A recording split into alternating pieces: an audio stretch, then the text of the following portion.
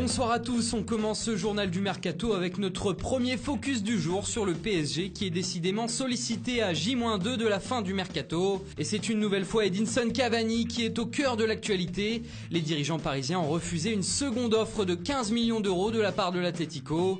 Le directeur sportif Leonardo en attend au moins 20 pour laisser filer El Matador.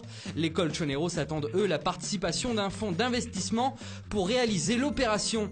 Et pour son remplaçant, les Parisiens pensent à Fernando Llorente, en manque de temps de jeu au Napoli. L'Espagnol répondrait aux attentes puisqu'il serait un joker de luxe derrière Mauro Icardi et Kylian Mbappé. Toujours au PSG, Layvin Kurzawa n'ira pas à la Juventus et Mattia De Sciglio ne fera pas le sens inverse.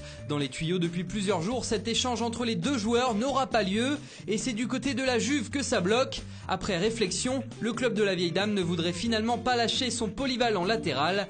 Kurzawa restera donc a priori au PSG jusqu'à la fin de la saison, jusqu'à la fin de son contrat en juin prochain. Et on passe à Monaco où le club du Rocher est en passe de recruter Aurélien Tchouaméni en provenance de Bordeaux contre un chèque de 20 millions d'euros. Selon nos informations, le milieu de terrain a passé sa visite médicale ce mercredi. Mais ce n'est pas tout, Youssouf Fofana pourrait lui aussi débarquer en principauté. L'ASM a trouvé un accord avec Strasbourg pour un transfert du milieu de terrain de 21 ans. Dans le secteur défensif, le Strasbourgeois Alexander Djikou est lui aussi dans le viseur monégasque, mais plutôt pour l'été prochain, tout comme l'attaquant belge de Naples, Dries Mertens. En fin de contrat avec le club italien cet été, l'avant-centre s'est vu proposer le challenge monégasque. Le Napoli tentera néanmoins de le conserver en lui proposant une prolongation de contrat. En attendant, c'est officiel, depuis aujourd'hui, Monaco s'est offert le jeune gardien polonais Radosław Majewski, mais il restera en prêt jusqu'à la fin de la saison au Legia Varsovie. Au rayon des départs, l'attaquant espagnol Jordi Mboula part officiellement en prêt à Huesca, et puis Islam Slimani a demandé à partir. L'Algérien n'entre plus dans les plans du coach Robert Moreno et voit quelques courtisans lui faire les yeux doux. Ainsi, Manchester United et Tottenham sont intéressés par son profil, mais Oleg Petrov, le vice-président monégasque, veut retenir le deuxième meilleur passeur de Ligue 1. Le latéral gauche Fodé Ballo-Touré est lui dans le viseur du Schalke 04, qui se montre insistant, mais l'ASM ne veut pas entendre parler d'un départ pour le moment. Wissam Ben Yedder, quant à lui, voit le FC Barcelone passer à l'action.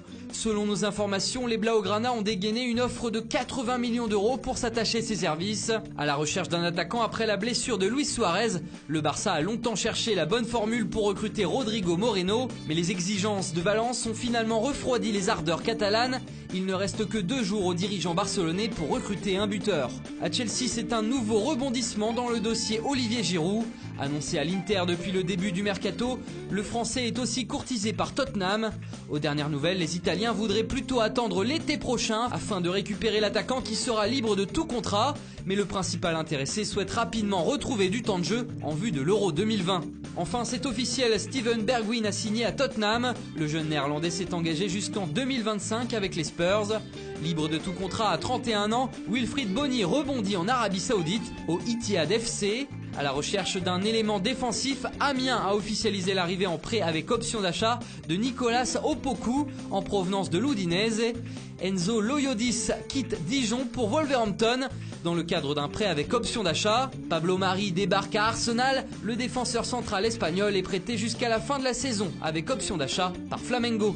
Le milieu de terrain portugais Bruno Fernandes file à Manchester United. Le Sporting Portugal a officialisé le départ de son joueur pour 55 millions d'euros plus 25 de bonus. Voilà, c'est tout pour aujourd'hui. Bonne soirée à tous et rendez-vous demain pour de nouvelles informations sur le Mercato.